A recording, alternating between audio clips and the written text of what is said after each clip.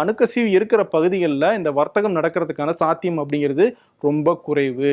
அங்க இருக்கிற அந்த கப்பல்ல பயணிக்கிறவங்களுக்கும் அந்த ரேடியேஷன் பரவுறதுக்கான வாய்ப்பு இருக்கு. அதனால அந்த வர்த்தகம் அங்க நடக்கலைன்னா முதல்ல பாதிக்கப்பட போறது ஏசியன் கண்ட்ரிஸ் தான். ஏன்னா அங்கிருந்து இந்தியா போன்ற ஆசிய நாடுகளுக்கு தான் எண்ணெய் வர்த்தகம் அதிகமாக நடந்துகிட்டு இருக்கு. அது மட்டும் இல்ல அங்கிருந்து அப்படியே உலகத்துக்கும் போய்கிட்டு இருக்கு. இந்த எண்ணெய் வர்த்தகம் பாதிக்கப்பட்டுச்சுன்னா கடுமையாக கச்சா எண்ணெய் விலை உயரும், பெட்ரோல் டீசல் விலை உயரும். அதன் விளைவாக இங்க சாப்பிட்ற பொருள்ல இருந்து எல்லா பொருளுடைய விலையும் உயர்றதுக்கான வாய்ப்பு இருக்கு.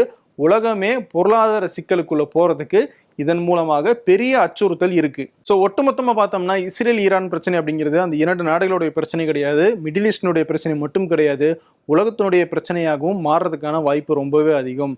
அப்படி அந்த அளவுக்குலாம் இந்த பிரச்சனை போகாம உலக நாடுகள், குறிப்பா அமெரிக்கா போன்ற நாடுகள்லாம் இறங்கி வந்து ஈரானோட பேசி ஒரு அக்ரிமெண்ட்டுக்குள்ள வரது மட்டும்தான் இப்போதைக்கு இந்த உலகத்துக்கு சரியான ஒரு தீர்வாக இருக்கும்.